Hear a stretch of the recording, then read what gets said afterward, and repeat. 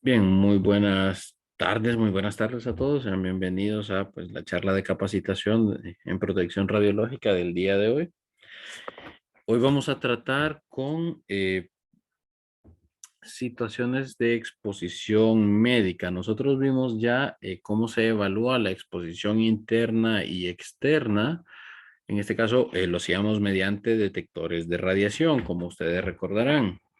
En el caso de radiología, en CEDIME, pues únicamente tenemos exposición externa, no tenemos riesgo de contaminación con material radiactivo. Nadie se lleva material radiactivo a casa porque no se trabaja con material radiactivo. De la misma forma, nuestros pacientes no, no llevan radiación a sus hogares, ¿verdad? Eso no ocurre.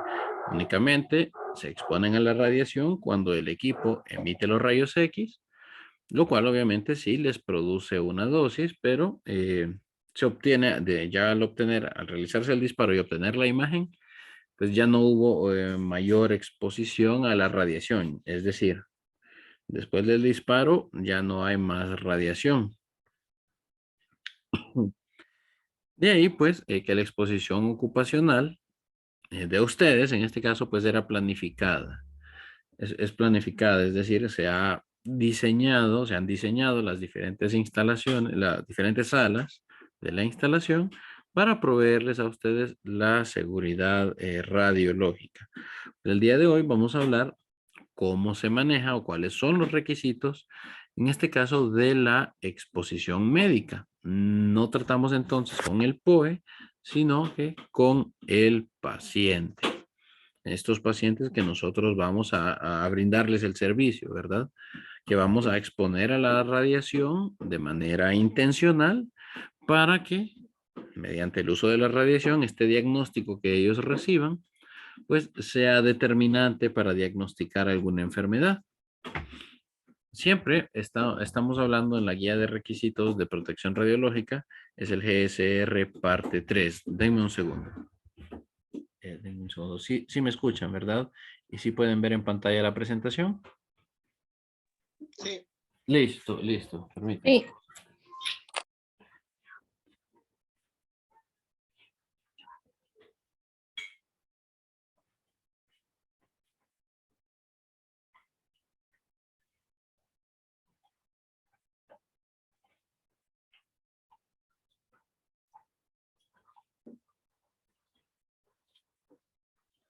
Ahorita no se escucha nada.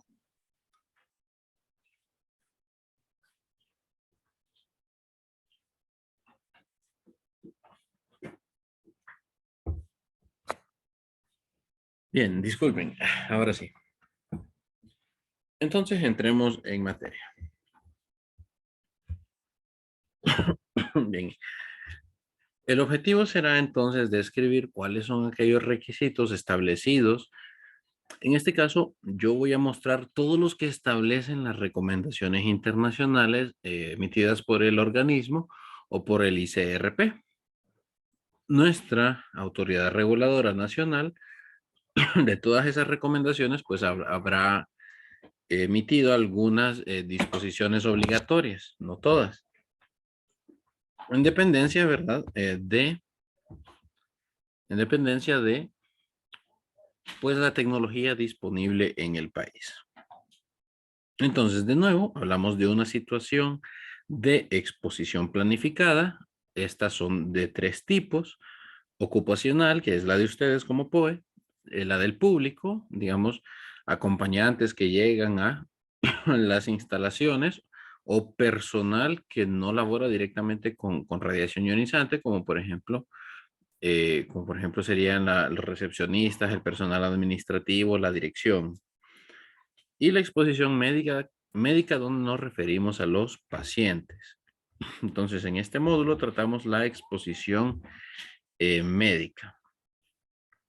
Y pues, en este caso, el alcance de esta presentación es principalmente para la exposición que reciben los pacientes con el fin de recibir un diagnóstico. Incluye también tratamiento médico o dental. Entonces, tienen responsabilidades, claro, desde el gobierno, mediante la autoridad reguladora, eh, perdón, pues emiten sus disposiciones, ¿verdad? ¿Qué es lo que quieren evaluar de las instalaciones? Entonces, va a dar siempre las autorizaciones, esto ya lo sabemos. La autoridad reguladora brinda autorización a las instalaciones.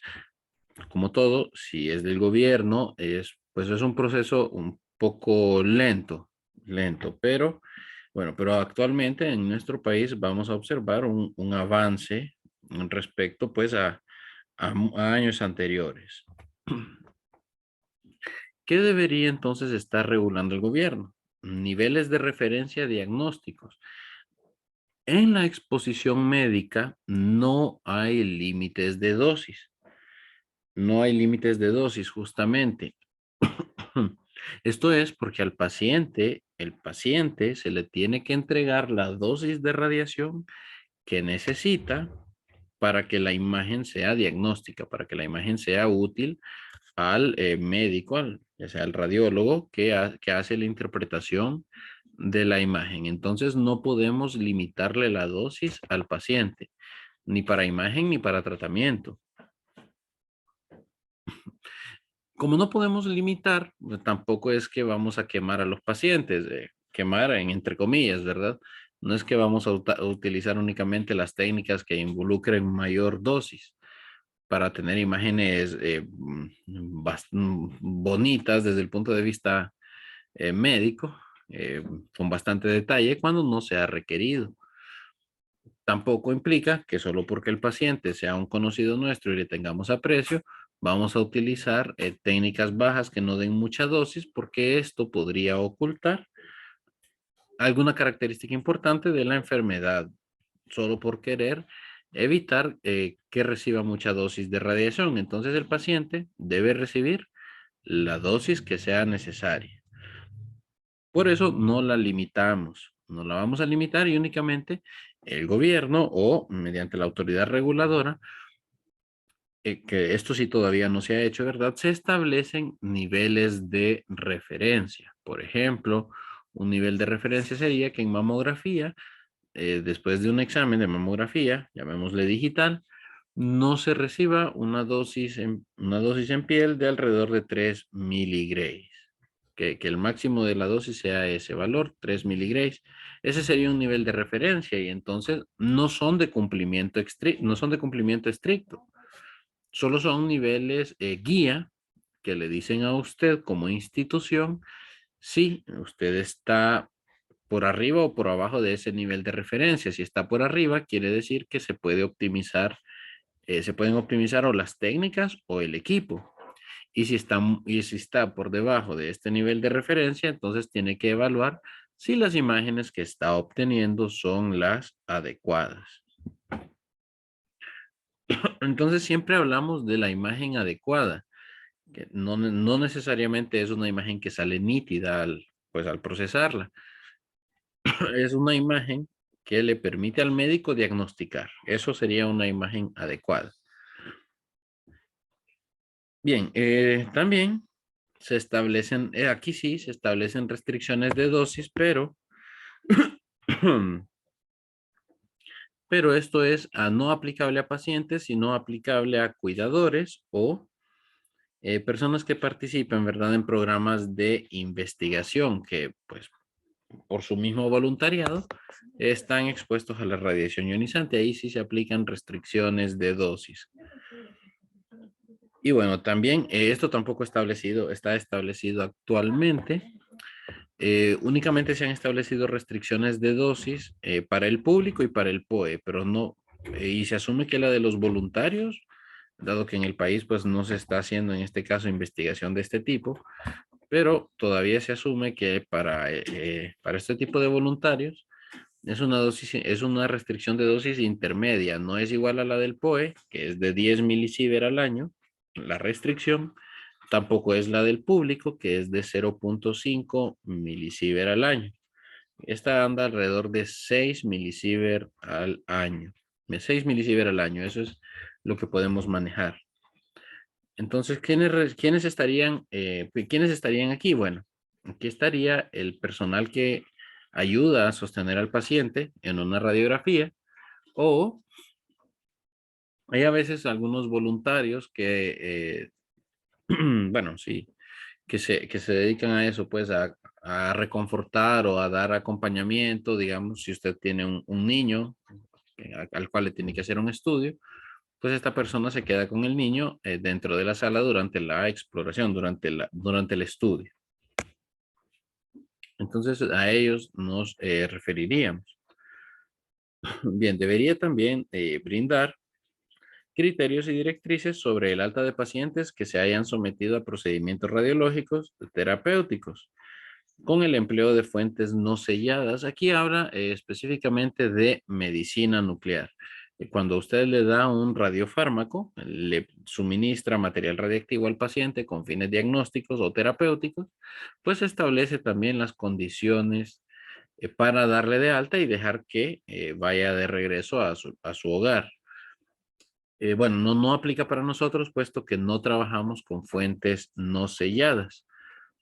Y más o menos contándoles en medicina nuclear, cuando se da tratamiento para cáncer de tiroide con yodo 131, el criterio para el alta de pacientes es que la tasa de dosis medida a 1 metro del paciente debe ser un valor menor o igual a 70 microsievert hora.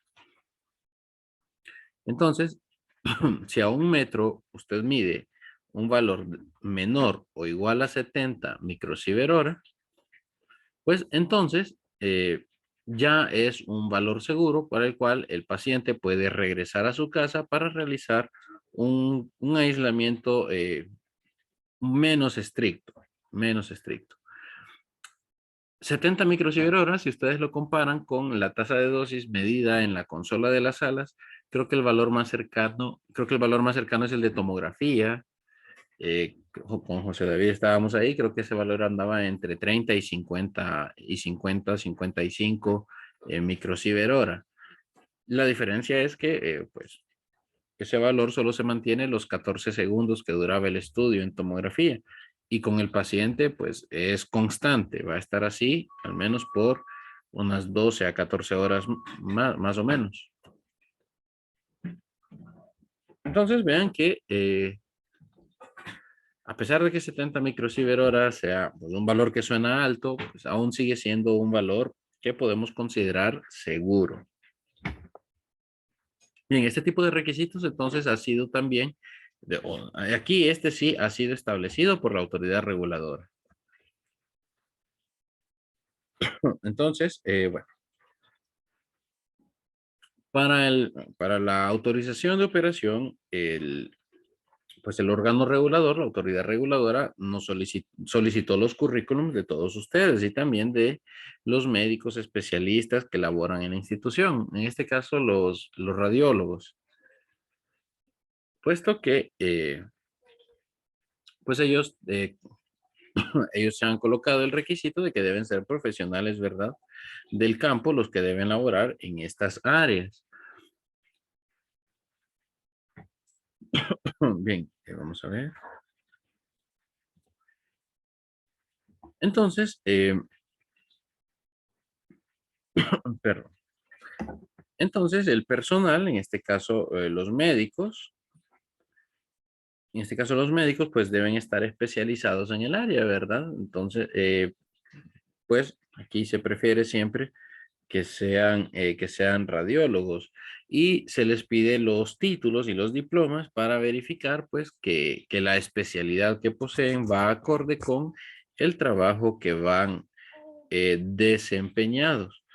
Aquí el inciso C es el que no aplica, donde dice que los nombres figuran en una lista que el titular de licencia mantiene actualizada. Bueno, no, sí aplica. Eh, Porque el médico que labora, en este caso, en CEDIME, debe estar notificado, en este caso el radiólogo o incluso el técnico radiotecnólogo que labora en CEDIME debe estar previamente, bueno, debe estar notificado ante la autoridad reguladora, de manera que cuando la autoridad reguladora llega a una inspección, tiene el listado del personal que labora ahí y la idea es que ese listado se mantenga actualizado. De manera que si un técnico o un médico deja de laborar con el centro, pues deberá ser también notificado a la autoridad reguladora. Yo sé que se le notifica al laboratorio de dosimetría, puesto que hay que dejar de usar ese dosímetro, pero también se le debe notificar a la autoridad reguladora. Mm. Pregunta, ingeniero. Sí, ¿En cuánto tiempo se tiene que notificar ese impasse? bien, por ejemplo, si es para contratación de personal nuevo, se puede esperar los 2 meses de prueba perfectamente. Se pueden esperar los 2 meses de prueba o incluso pues, se puede esperar un mes perfectamente para enviar la notificación. Si es porque dejó de elaborar, ahí sí, pues lo ideal es que se haga pues dentro de esa misma semana, solo como una notificación. En estas notificaciones, la autoridad reguladora no ha definido muy bien cómo se deben hacer. Por ejemplo, yo he visto que estas notificaciones se han hecho mediante un escrito que ingresa un abogado, pero muchas veces la autoridad reguladora recomienda únicamente escribirles un correo. Para mí es más seguro colocar que el abogado haga esa parte. Para mí es más seguro que el abogado haga esa parte porque así, pues uno tiene un sustento legal, ¿verdad? De que realizó esa notificación. Entonces yo lo diría de esa manera, si es para contratación.